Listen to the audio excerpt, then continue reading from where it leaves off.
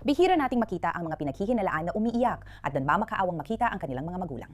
Si Steve lang, tatay ko, ang pwede makatulong sa'yo ngayon. Pero iba ang kasong ito. Uy, tingnan mo, magsalita ka ng ganyan. Hindi, sa akin na parang tinutupong. Take one of your hands out. Umatras ka lang ng kaunti. Sinusuri natin ang kasong nadala sa suspect na Tina Dyer sa kulungan. Ito ang Inside the Crime mula sa Law and Crime. Ako si Elizabeth Milner.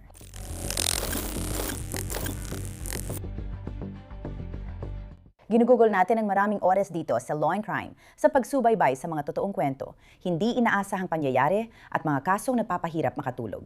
Habang masinusuri natin ang katotohanan, nagbabago rin kami para mas mailapit ka sa mismong nangyayari.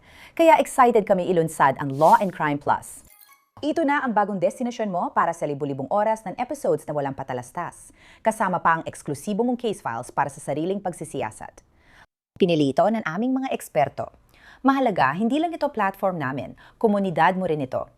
Ginawa namin ang espasyong ito para sa mga puyat sa pag-aanalisa ng ebidensya at paghihintay ng hatol. Kaya i-download mo na ang app, tuklasin ang mga features at sabihin mo sa amin ang iyong opinyon at kung ano pa ang gusto mong makita.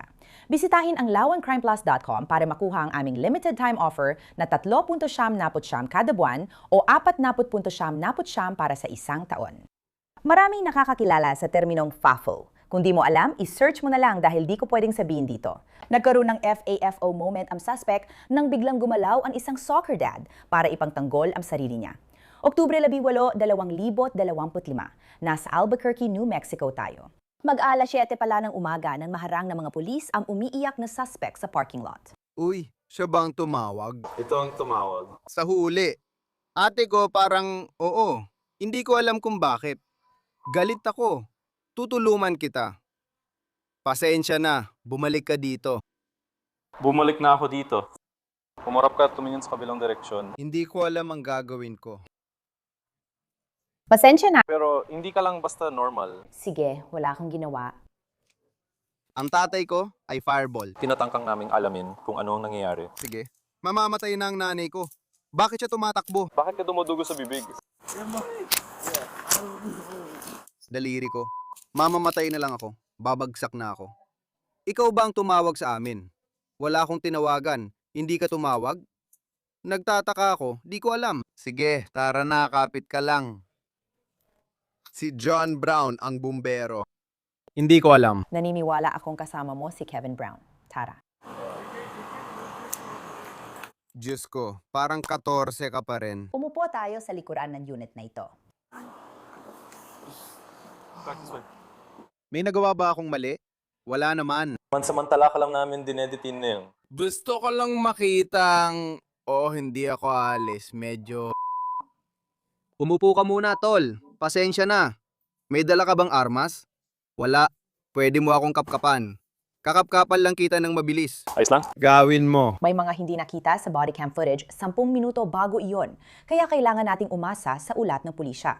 Mga alas 6:46 ng umaga. Na-dispatch ang Albuquerque PD sa isang park. Ayon sa ulat, nakausap ko si Kevin na nasa driver's seat ng sasakyan. Sinabi ni Kevin na nasa parke siya para maghanda sa laro ng soccer ng mga bata na magsisimula ng alas 9. Napansin niya ang 3 batang lalaki na nagtatambay sa parking lot, malapit sa puting SUV at pulang sedan. Ang mga lalaking ito, kabilang na si Cash, ay lumapit kay Kevin at nagsimula makipagtalo sa kanya. Bumalik si Kevin para maghanda sa laro at pinaghinalaan niyang lasing o may tama ang mga iyon. Narinig din niyang may nilock na sasakyan sa parking lot. Nang lumingon si Kevin, nakita niyang lahat ng 3 lalaki, pati si Cash sa sasakyan, ay may kinukuha. Sinabi sa akin ni Kevin na hindi niya nilock ang kanyang sasakyan, ngunit hindi niya binigyan ng pahintulot ang aliman sa mga lalaki na pumasok sa kanyang sasakyan. Hinarap ni Kevin ang grupo ng lalaki na tumakbo sa parking lot patungo sa puti at pulang sasakyan. Lumapit si Kevin kay Cash na humarap at sumuntok sa kanya gamit ang nakakuyom na kamao. Sumakay ang mga di kilalang lalaki sa pulang sedan. Ayon kay Kevin, hindi siya tinamaan at gumanti siya ng suntok kay Cash, kaya napabagsak niya ito at nawala ng malay. Ang 2 lalaki ay paalis na sa pulang sedan pero bumalik para harapin si Kevin. Nag-park ang pulang kotse malapit sa labasan ng park. Bumaba ng pulang sasakyan ng 2 lalaki at nilapitan si Kevin. Sabi ni Kevin, isa sa kanila ang tumutok sa kanya nang sa tingin niya ay pistola at tinanong kung gusto niyang mamatay. Ayon kay Kevin, binuhat niya si Cash para maging harang sa pagitan niya at ng baril. Pinagbawalan siya ng mga lalaki na galawin si Cash. Kinumpirma ng Albuquerque PD na ang dinitin ay ang 18 taong gulang na si Cash Brown, na siya ring nagpapaliwanag kung bakit marami siyang kapansin-pansing pasa sa muka.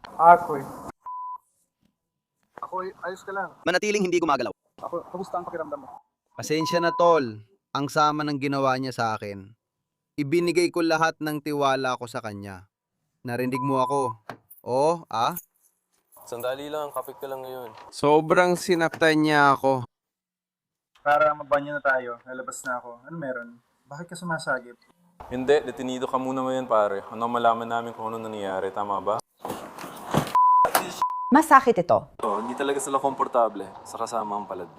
Bakit ka nga ba dumudugo sa mukha? Wala akong ideya kung ano ang meron ako. Gusto ko lang talagang makita ang tatay ko. Maliit pa ako, sumpa ko, parang nakatira sila sa akin.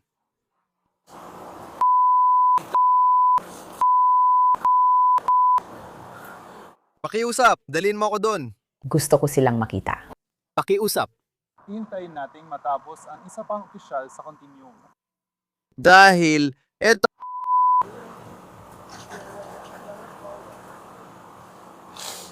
Naglalaro ako dito. Paano ka nga pala nakarating dito? Wala akong ideya. Ang naaalala ko lang ay malungkot ako dahil sa pagkamatay ng nanay ko.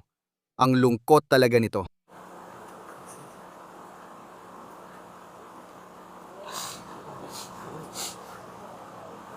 Nagbibiro lang ako.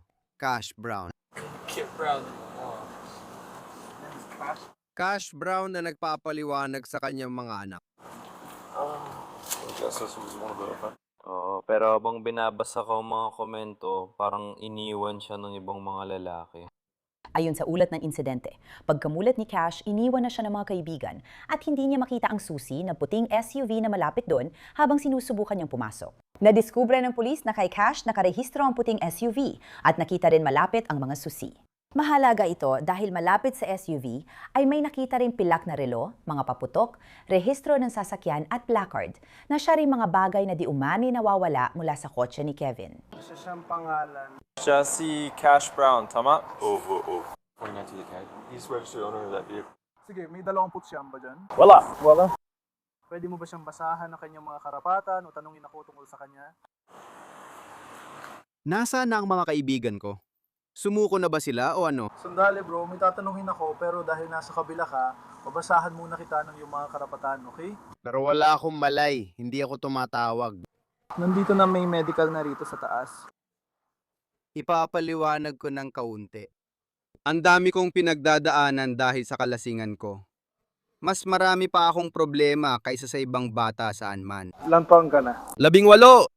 Kakala-18 ko lang. Si. Pakiusap. Kaya, pakiusap. Tingnan mo agad ang mukha mo, sige. Pakiusap, opisyal. Hindi ko nga alam kung anong nangyari. Opisyal, masakit ang pakiramdam ko. Sa totoo lang. Nasaktan ako kayong dalawa, sandali lang. May rescue na paparating para sa inyo, ayos lang? Sige. Anong nangyari, opisyal? Gusto kitang tanungin pero kailangan ko munang basahin ang mga karapatan mo dahil nakaposes ka. Okay? Sige, may nakipag-away ba sa akin o ano? May karapatan kang manahimik at ang sasabihin mo, Ken, ay maaring gamitin laban sa iyo sa korte. May karapatan kang makipag-usap sa isang abogado bago at habang tinatanong ka. At maaari mo siyang makasama habang tinatanong ka. Kung hindi mo kayang kumuha ng abogado, bibigyan ka ng isa ng walang bayad bago ka tanungin. Maaari mong gamitin ang karapatang ito anumang oras, gamitin ang iyong mga karapatan, at sasagutin ko ang anumang tanong mo, at sasabihin mo kung naiintindihan mo ang iyong mga karapatan. Gusto mo bang ulitin kong basahin ito? Ayos lang. Sandali, iligtas natin ang bata at tingnan siya, ayos? Sir, hindi ko sinusubukang kunin lahat ng mga bata. Okay, nasasaktan ako, sir. Okay, kailangan natin magligtas. Ama! Pwede ko po bang tawagan? Pwede mo po ba siyang tawagan sa kanyang teleponyo? Hindi ko po kayang hawakan ng sa. Hindi, na yun na. Hindi. Hindi. Sandali lang. Sir, masabi ko, sir. Sir. $5 ang nawawala. Hindi ko alam kung siyang may hawak. At tulad lang siya ng ibang suspect, kaya ang kaso natin ay tangkang pagnanakaw sa loob ng sasakyan pa lang.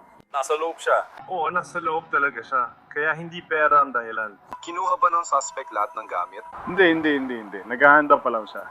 May laro siya ng alas 9 at nagtuturo ng soccer sa mga bata, kaya naghahanda siya ngayon. Sige, hindi. Ayos na siya, nakapark at naghahanda para sa soccer.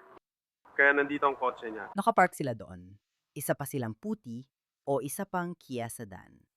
Yung pulang yun? Oo, yung pula. Oo. Nakapark yun sa tabi mismo ng puting SUV na yun. Nakapark siya dito. Naghahanda siya para sa laro. Kaya kung makikita mo na ang mga goal ay nandun na, sabi niya lumabas siya para ayusin ang mga goal. Tapos bigla niya narinig na parang may naglock ng kotse at naisip niya, oh, parang nandito pa ba sila? Kasi lumapit ako at kinausap ko siya noong una, pero sabi niya parang lasing o bangag sila o kung ano man, nag-uusap lang daw sila. Ano yun? Hindi, ipinaliwanag ko lang sa supervisor ko ang nangyayari. Umalis siya para mag-setup, tapos bumalik at tinanong kung nandito pa ang mga tao. Pagbalik niya, nakita niyang may mga tao sa sasakyan niya. Isa siya sa kanila, sabi niya, sigurado siyang isa siya sa kanila. Ang sabi niya, ang tanging alam niyang nawala doon ay $5. See? May mga gamit na kinuha sa sasakyan, kaya pumunta siya rito at sinigawan sila. Kaya tumakbo sila, Bernie. Isa lang bang may gawa na lahat? Marami sila. Ilan sila? 4 sila sa tingin ko, lahat-lahat. Kailangan ko pang linawin kung lahat ba ng 4 ay nandoon. Pero sinabi niya na sigurado siyang nandoon ang taong ito. Magkakasabuhat silang lahat, oo. Oo, nandun sila. Iniwan niya ang bukas ng truck, pero hindi pa rin niya pinayagan sila pumasok. Pumasok sila at kinuha ang mga gamit. Bumalik siya at sumigaw ng voy, kaya nagtakbuhan sila. Tila, hinabon niya sila, kaya lumingon ang bata. Sabi niya wala siyang maalala na posibleng totoo. Napuruhan niya sila. Kaya nawalan siya ng balay. Nahuli at napabagsak niya yung isa, pero hindi yung isa pa. Hindi. Parang, uy. Tapos nagsimulang magtakbuhan lahat papunta doon sa lugar kung saan nakaparada ang mga sasakyan. Tapos may isa na bumalik at sinubok ang labanan siya. Sabi niya, sumuntok siya Pero hindi niya tinamaan. Yung lalaki sumuntok din, oo. at hindi rin niya tinamaan. Sinuntok niya siya minsan lang, sabi niya. Isa lang din ang sugat na nakita ko. Wala akong nakikitang sugat sa kanya. Hindi, sa kanya. Medyo na mga magalang ang pisingin niya. Baka nagdugol ang ilong niya. Sinuntok ko siya, nawalan siya ng balay. Doon lumabas sa mga kaibigan niya mula sa sasakyan. Umikot sila pabalik at bumaba ng sasakyan. Nilapitan siya nila na may dalang baril at sinabing, "Oy, pabayaan mo siya. Gusto mo bang mamatay?" Sabi niya, hindi ko gustong gawin yun. Kaya umatras siya at bumalik sa truck niya. Pagdating doon, umalis na siya dahil gusto na niyang umalis noon. Sabi niya, ayoko mabaril dahil sa mga magnanakaw na yan. Sinubukan niyang umalis, pero iniisip niya baka akala ng mga yon na hinahabol niya sila dahil isa lang ang daan. Kaya sabay-sabay silang umalis. Pero ang beses silang nagpaputok at napasabi siya ng hindi na. Kaya bumalik siya, umikot at nagpark sa maduming parte. Inawin ko ng pusan sila nung binunot nila yon. Dito ba sila sa driveway dumaan? Oo, sabi niya dito, sila sa driveway nung marinig ang dalawang putok ng baril. Hindi niya alam kung siya ang target, basta narinig lang niya ang putok. Pagkatapos, lalo na nang hinarap niya ng ganun, gusto kong linawin sa kanya kung tinutukan ba sila ng baril noong una silang lumabas. Kasi sabi niya, binunot ang baril. Oo. Hindi ko natanong kung binunot ba nila at kung ano talaga sinabi nila. Gusto mo bang mamatay? Gusto mo bang mamatay? Ang matinong tao ay sasagot, oo, siguro. Sinabi niya yun, nasa truck siya at iniwan lahat ng gamit dito kasi nagsiset up daw siya para sa supper sa alas 9. Sabi niya, hindi ako mapapabaril para lang dito. Kaya sinubukan niya umalis at iniisip niya na akala nila hinahabol niya sila. Mukhang alam ni Cash na mapapasama siya dahil hysterical siya. Hindi, nandun niya sa taas. Uy, anong pagmamadali? Hindi ko alam, si Steve yun. Hindi ko sure kung si Steve yun. Cash, Pwede ka bang lumayo sandali? lumayo ka muna sandali. Inaresto ka naman, okay?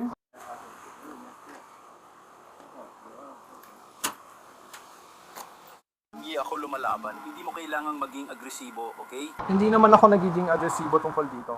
Gusto ko kayo mga tol. Seryoso, gusto ko kayo. Hindi naman talaga ako nagiging agresibo. Bumbero ang tatay ko. Gusto ko kayo, pati mga ngipin niya. Parang kailangan ko ng pahinga. Ang dami kong pinagdadaanan. Tingnan natin kung open ang paglalarawan. Matutufoy ko rin. Hindi ko sabihin, Paramdam nito. Negatibong 26. Wala akong dala o kahit ano ni anong nakakatakot. Gusto ko lang makita kung kaya ng tatay mo. Kapag may nararamdaman ka, bakit hindi mo ito napansin? Wala akong dala. Uupo lang ako dito buong gabi. Gusto ko lang siyang alalayan. Sige. Siguraduhin lang na walang bulsa sa loob ng jacket na ito. Baka meron ako, di ako sure. Gusto lang talaga niyang. Papatingin sa inyo.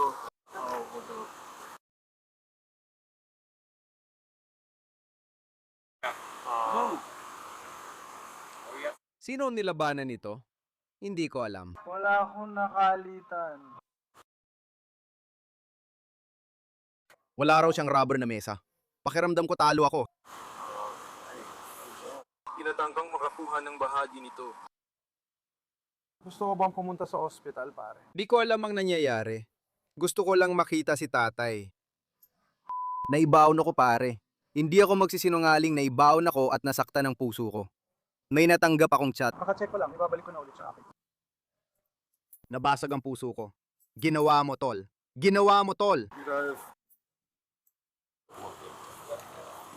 Ano pangalan mo, pare? Konti na lang, mga tol. Ayusin mo ang paghinga mo. Amuyin mo, hindi ko alam kung nahawakan na yan. Ang pangalan ng tatay ko ay John Grant.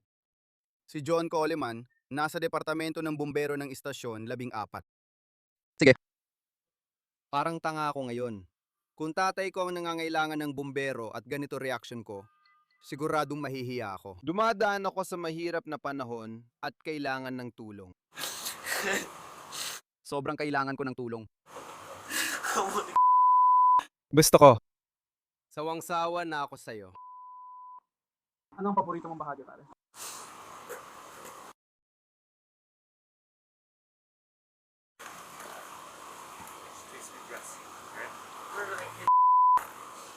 Hindi ko alam yan.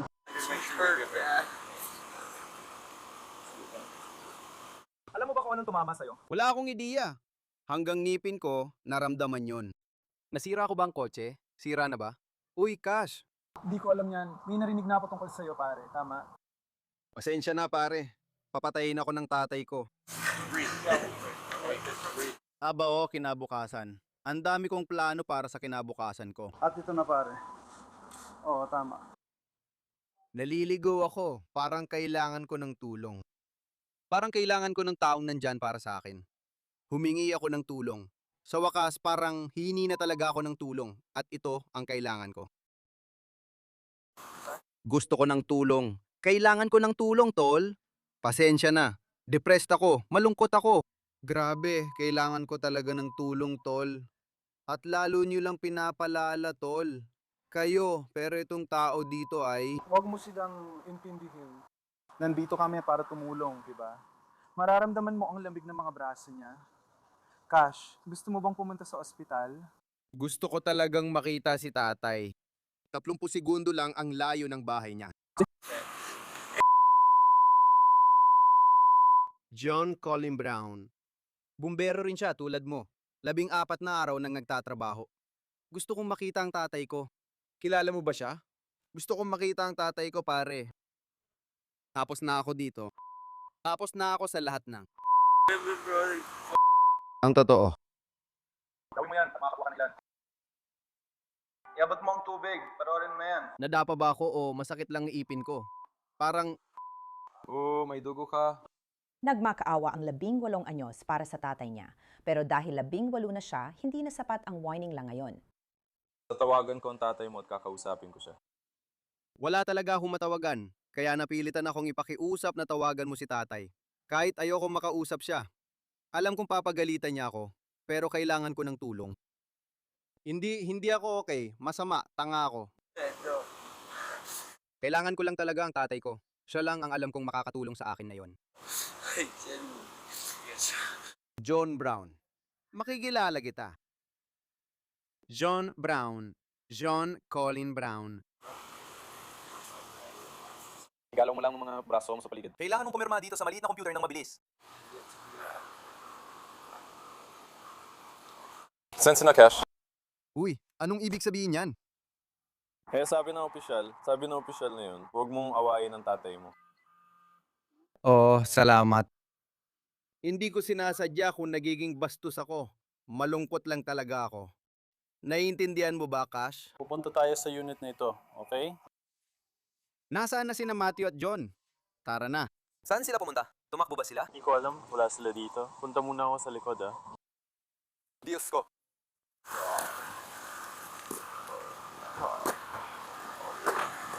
Teka, ayusin ko muna process mo bago ko ilagay dito. Sir, di pupunta dito si tatay ko. Ikukulong mo ako, sir. Sinabihan na ako. Bakit? Anong ginawa ko? Ipapaliwanag ko mamaya pero inaaresto ka na yun. Bakit hindi nyo na lang tawagan si Papa, sir? Gagawin na po namin. Gusto mo bang ibigay ko sa iyo ang numero niya? Sandali lang, okay? Nilalamig ako, pare.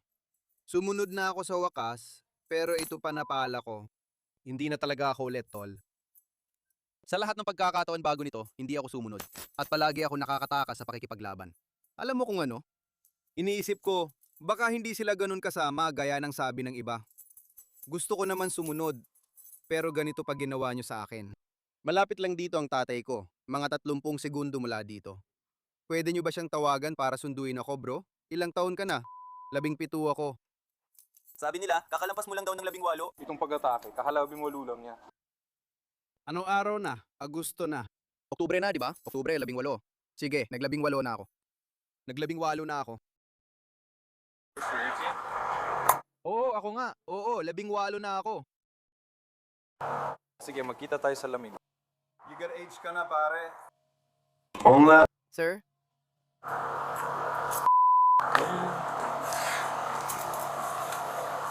Ikinikilos yung kamay ko. Hindi mo dapat ginagawa yun.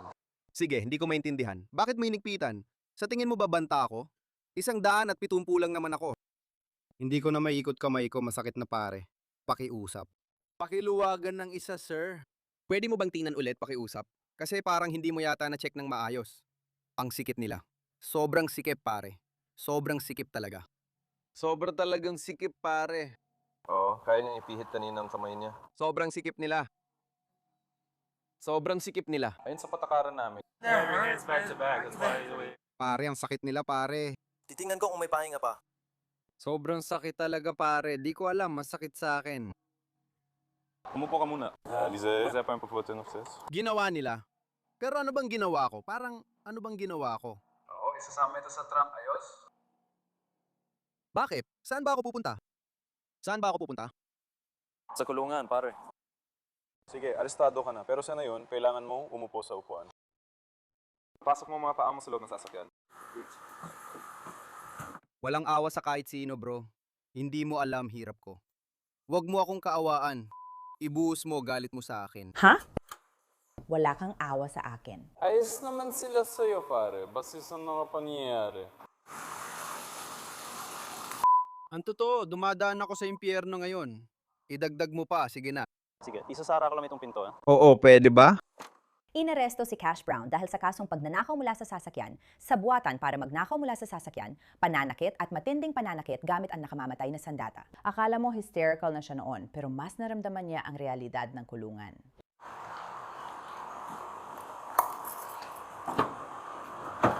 Makikipagtulungan ako ng higit pa sa kahit sinong nakilala mo, pare. Basta wag mo lang akong ikulong. Papasok lang tayo doon, ayos ba?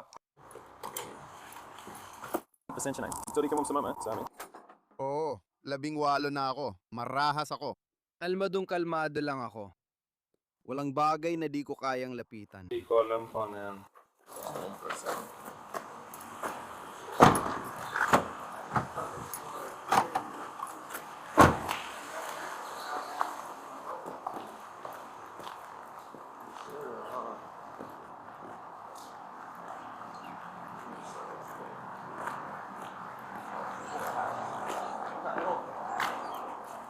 Gumaling ba ako?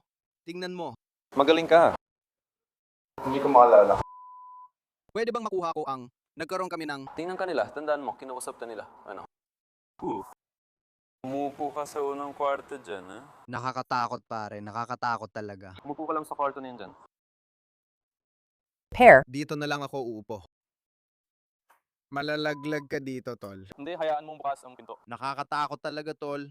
Hindi ko alam ang pinagdaanan ko. Wait, tingnan mo, kumarap ka ron. Hindi kita isasama rito. Ayos ka. Lalabas ko ang isa mong kamay. Matras ka ng konti. Aling kamay ang gusto mong ilabas? Itong kamay na ito o itong isa? Hindi ko alam. Yung kaliwa mo? Maglaro ng ngipin? Hindi, mukha siyang tanga. Kaliwa ka or kanan? Pinili mo ang opisyal kahit ano pa yan. Sige.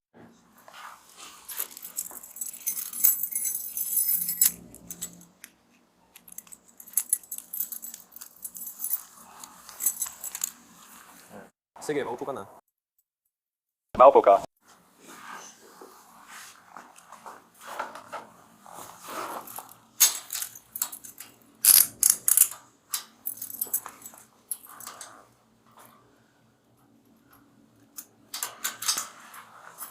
Mag-relax ka lang dito.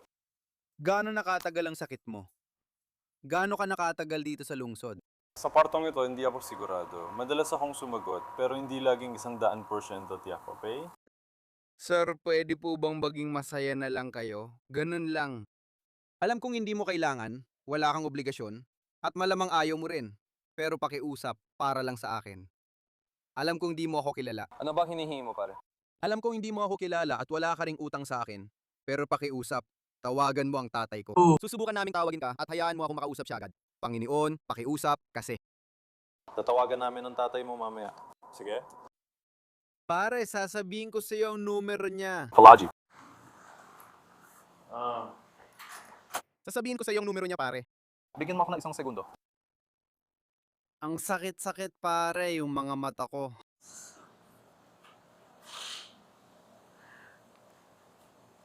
Hindi ko rin alam bakit ako ganito kadugo. Paano nangyari to? Pinalaya si Cash Brown makalipas ang 2 araw. Ayon sa online records, nagpasok siya ng not guilty na plea sa mga kasong isinampa laban sa kanya. Ngunit noong Enero 20, 2026, umamin siya sa kasong burglary of a vehicle. Sa plea agreement, ibinasura ang mga kasong conspiracy to commit burglary at assault laban kay Cash Brown.